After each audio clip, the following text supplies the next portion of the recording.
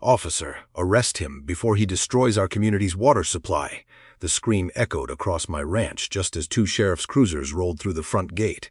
I wasn't carrying a weapon. I wasn't threatening anyone. I was standing beside a weathered steel valve that had been part of my family's ranch for nearly 40 years. HOA President Linda Mercer pointed at me like I'd committed a violent crime. "He's cutting water to hundreds of families," she shouted. "He's sabotaging HOA property." Half the neighborhood had followed the deputies onto the dirt road. Phones were already recording. I could hear people whispering. I heard he snapped. I heard he threatened the HOA. I heard he's trying to force everyone to move. None of it was true. The deputy approached calmly. "Sir, would you step away from the valve?" I nodded without arguing. Instead, I walked to my truck, opened the passenger door, and removed an old leather folder my father had carried for decades. Inside were 3 documents: the original ranch deed, the recorded water rights agreement, and a county survey that had never been challenged. The deputy studied the first page before looking back at Linda. "Ma'am," his voice was suddenly much quieter, "these records say this entire water system belongs to Mr. Holloway." Linda's confident smile disappeared, but that wasn't what shocked me. What shocked me was how desperately she tried to keep the deputy from reading the next page. At that moment, I realized this had never been about water. It was about something far more valuable. "My name is Jack Holloway. I'm 58 years old, and I've lived on Holloway Ranch for almost my entire life. Long before expensive homes covered the surrounding hills, this land belonged to my grandfather. He bought it in 1968 with money he earned repairing tractors and hauling cattle across 3 counties. There were no gated communities back then, no decorative entrances, no homeowners association telling people what color to paint their fences. Just ranches, hard work, and neighbors who settled disagreements face to face. My grandfather drilled the ranch's first deep well himself. Years later, my father expanded the system, installing stronger pumps, larger storage tanks, and the heavy steel shutoff valve that would one day place me in the middle of the biggest dispute our county had seen in years. He always told me the same thing: you can replace a fence after a storm, you can rebuild a barn after a fire, but if you lose control of your water, you lose the ranch. I never forgot those words. After retiring from 32 years as a municipal water system operator, I came home to care for the property full-time. My wife, Emily, had passed away after a long battle with cancer, and the ranch became the only place where the silence still felt familiar instead of lonely. Every apple tree she planted, every fence we repaired together, every sunrise over the pasture reminded me why this land wasn't simply an investment. It was home. Everything changed when the subdivision arrived. Developers bought the neighboring farmland one parcel at a time. Within a few years, open fields became paved streets lined with oversized homes, fountains, manicured lawns, and a private clubhouse. Then came the HOA. That's when Linda Mercer introduced herself. She smiled politely the first time we met, but her eyes weren't looking at me. They were studying my land. "What a beautiful property," she said. "It would look even better if it matched the neighborhood." I laughed, thinking she was joking. She wasn't over the following months. Linda found reasons to stop by again and again. She complained that my cattle were visible from the subdivision entrance. She suggested repainting my barn because the faded red color looked outdated. She even hinted that my old windmill made the neighborhood appear less luxurious. Every conversation ended the same way. "My ranch isn't part of the HOA," she would smile. "Maybe not today." Then she'd climb into her SUV and leave. The strange part wasn't what she said. It was how certain she sounded, as if she believed time alone would eventually make my property hers. Then something else started changing. My monthly electric bill nearly doubled. The pumps were running longer than they had for years. Water pressure around the ranch dropped without explanation. At first, I blamed aging equipment, but one afternoon I climbed the ridge overlooking the subdivision and immediately understood why my well was working so hard. A second swimming pool had been built beside the clubhouse. Decorative fountains sprayed crystal clear water into the air. Perfect green lawns stretched across the property, despite one of the driest summers our county had experienced in years. I stood there watching thousands of gallons flow through waterfalls that hadn't existed 12 months earlier. Then I noticed something that made my stomach tighten. One of the main water lines disappeared beneath the road, in exactly the direction of my pump house. I spent the next 7 days doing something Linda never expected. I didn't argue, I didn't call a lawyer, and I certainly didn't march into an HOA meeting demanding answers. Instead, I followed the water. After 32 years maintaining municipal water systems, I knew one simple truth. Water doesn't disappear if my pumps were working overtime. Every extra gallon had to be ending up somewhere. Every morning before sunrise, I recorded the flow meter inside the pump house. Every evening before dark, I recorded it again. I compared those numbers with everything the ranch actually used: our irrigation lines, livestock troughs, the farmhouse, even the small orchard Emily had planted years earlier. The numbers weren't just unusual, they were impossible. Some days, nearly 3 times more water left the well than the ranch could ever consume. There was only one explanation. Someone else was using it. The following Monday, I drove to the county recorder's office. The clerk, Susan Reynolds, smiled the moment she saw my last name. "Your father was one of the most organized men I've ever met," she said. "Every document he filed was perfect." "I learned from the best," I replied. She disappeared into the archives and returned almost an hour later, carrying a thick folder covered in faded county stamps. Inside was the original agreement between my father and the subdivision's developer. I'd never seen it before. The contract was remarkably simple. The developer had been allowed to purchase water from our well while the subdivision was under construction. The agreement lasted exactly 3 years when the municipal water connection became operational. The developer would disconnect from our system. There was no permanent easement, no transfer of ownership, no clause allowing future HOA boards to continue using our well. Susan searched the county database one final time. "No amendments," she said, "no extensions, no recorded easement." She looked up from her computer. "As far as the county is concerned, Mr. Holloway, your family still owns every part of that system." Driving home, I couldn't stop thinking about Linda's confidence. She hadn't acted like someone who misunderstood the law. She'd acted like someone who believed nobody would ever question her.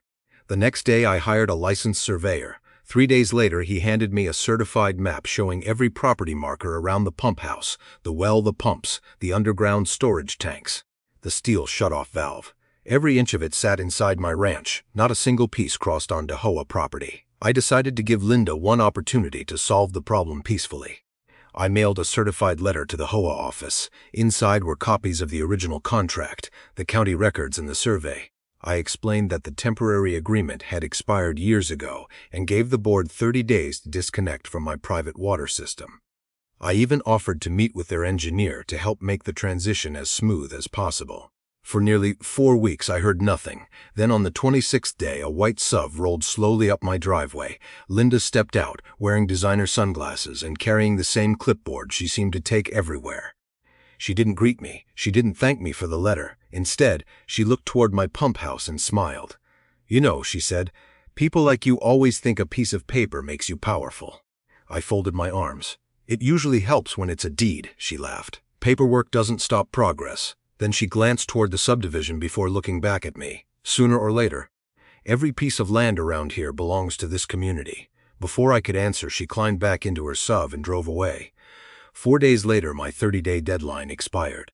At exactly 8 o'clock the next morning, I walked into the pump house, wrapped both hands around the old steel valve my father had installed decades earlier, and slowly began turning it closed. The valve turned with a deep metallic groan. For a brief moment, everything was perfectly still. I checked the pressure gauge one last time, locked the steel housing, wrote the exact time in my maintenance log, and took several photographs of the meter reading. If anyone questioned what I'd done, I wanted every detail documented. I had barely slipped the notebook back into my truck when my phone rang. The caller read, "Linda Mercer," I answered. "You've made the biggest mistake of your life," she said, without bothering to say hello. "I gave the board 30 days. You shut off community infrastructure." "I shut off a private water line on my private property." There was a brief silence, then her voice turned cold.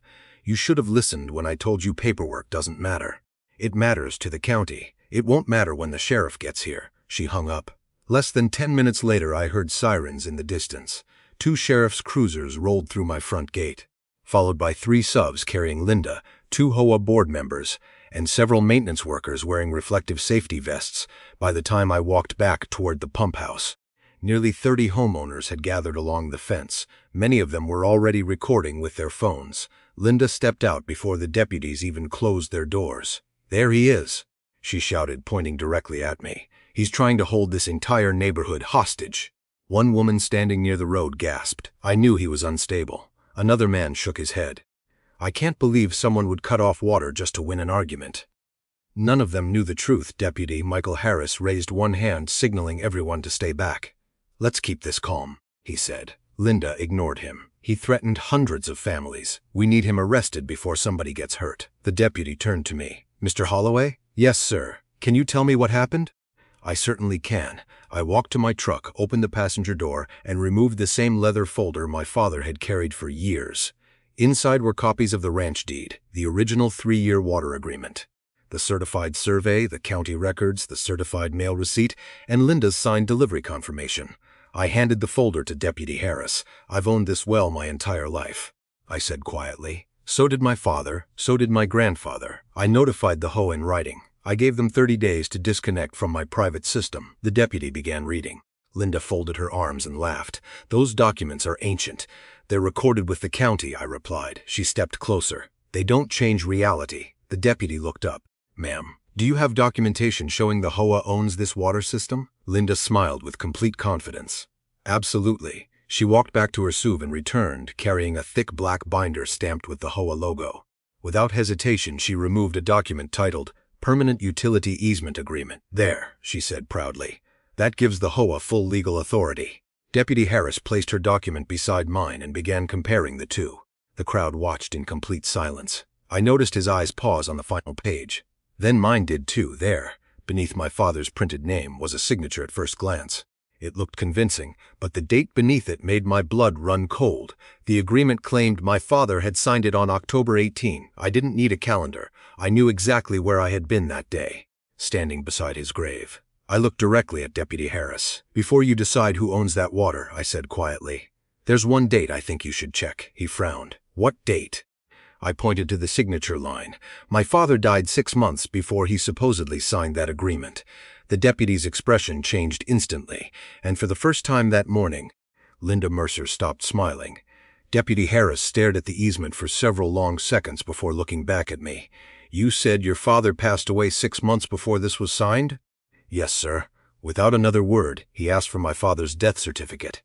I walked back to my truck and handed him a certified copy I kept with the rest of our family records.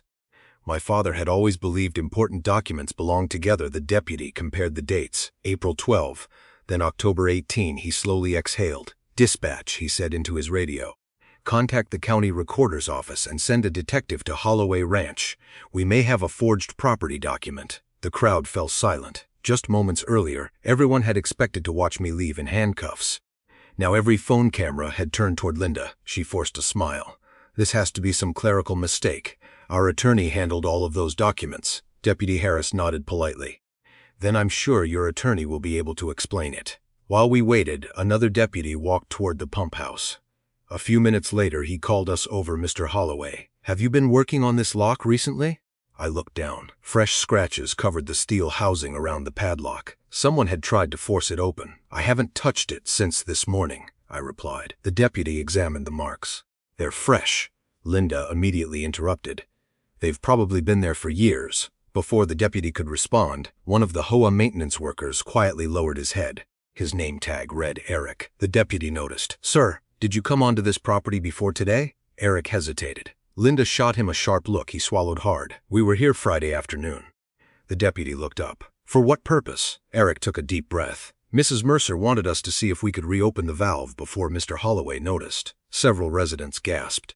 Linda spun toward him. That's not what I said. Eric didn't look at her. She said, if we got the water running before anyone checked the paperwork, nobody would ask questions. No one in the crowd spoke. The confidence Linda had carried onto the ranch disappeared in an instant. About 20 minutes later, Detective Sarah Collins arrived with a county investigator. She reviewed both sets of documents without saying much. Then she asked Linda a simple question. Can you tell me where this easement came from? Our HOA records. Who placed it there? I don't know. Who verified it? Our former property manager. The detective wrote something in her notebook. A few minutes later, her phone rang. She listened quietly before thanking the caller. Then she looked directly at Linda. The county recorder's office has no record of this easement. Linda said nothing. The recording number printed on your document belongs to an agricultural tax filing from another property. The detective paused. And there's something else. The county investigator opened another folder filled with utility reports and billing summaries. We've confirmed the original 3-year agreement expired 6 years ago. I nodded. I figured as much. But according to these records, he continued, the HOA continued drawing water from Holloway Ranch long after the agreement ended. One homeowner raised his hand. We've been paying a water infrastructure fee every month. The investigator looked around the crowd. That's exactly what concerns us. He held up one of the financial reports. If the HOA never owned this water system, why has every homeowner been paying for it? For the second time that morning, complete silence settled over the ranch. Only this time, no one was looking at me. Every pair of eyes was fixed on Linda Mercer. Less than a month after deputies first arrived at my ranch, the HOA scheduled an emergency meeting at the community clubhouse. This time, nobody came expecting another speech from Linda Mercer. They came looking for answers. Every chair was filled long before the meeting started. Homeowners lined the walls, some holding years of HOA invoices, others quietly talking among themselves. The same people who had once believed I was stealing their water now wanted to know why they'd been paying for a system the HOA might never have owned. Linda stood behind the podium, wearing the same confident smile she'd worn at my ranch. It didn't last. Detective Sarah Collins walked to the front of the room carrying several thick binders. Without raising her voice, she connected a laptop to the projector. The first image appeared on the screen. The original 3-year water agreement signed by my father and the subdivision's developer. Next came the county records confirming that no permanent easement had ever been filed. Then the forged easement Linda had handed Deputy Harris. Finally, page after page of HOA financial statements filled the screen. Every month, homeowners had been charged a private water infrastructure fee. The detective clicked to the next slide. Payments totaling hundreds of thousands of dollars had been transferred to a company called Mercer Utility Services. The owner of that company was Linda's younger brother. A wave of disbelief swept through the room. One homeowner slowly stood up, holding a stack of invoices. I've paid this fee every single month for 8 years, he said, if the HOA didn't own the water system. What exactly was I paying for? No one answered. Then Detective Collins pressed the spacebar one final time, the room filled with audio from Deputy Harris's body camera. Linda's voice echoed through the speakers. Once he's arrested, open the valve before anyone checks the paperwork. No explanation could erase those words. The silence that followed felt heavier than any argument. One board member quietly removed his nameplate from the table. I resign. A second followed, then a third. Within minutes, the entire HOA board had stepped down. The county later announced criminal charges related to the forged easement, filing a false police report, and financial misconduct. Civil lawsuits from several homeowners soon followed. As for me, I never wanted revenge. I only wanted what my father had spent his life protecting a few weeks later. The newly elected HOA board drove out to the ranch. There were no threats, no clipboards, no cameras. Only an apology. They admitted the community had trusted the wrong people. I agreed to provide a temporary water supply while the subdivision completed its permanent connection to the county system. This time, every gallon was measured, every payment was documented. Every contract was public. Months later, I stood beside the same weathered steel valve my father had installed decades earlier. Across the valley, the subdivision looked different. The fountains still flowed, but now from their own legal water supply. The old sign reading Private HOA Water System had been removed. In its place stood a simple county marker identifying the municipal connection. Back at the ranch, Emily's apple trees were beginning to bloom again. I rested my hand on the old valve and looked across the pasture. My father used to tell me that water always finds the path it was meant to follow. I smiled. So does the truth. Sometimes it moves slowly. Sometimes people try to block it, but in the end it always finds its way home.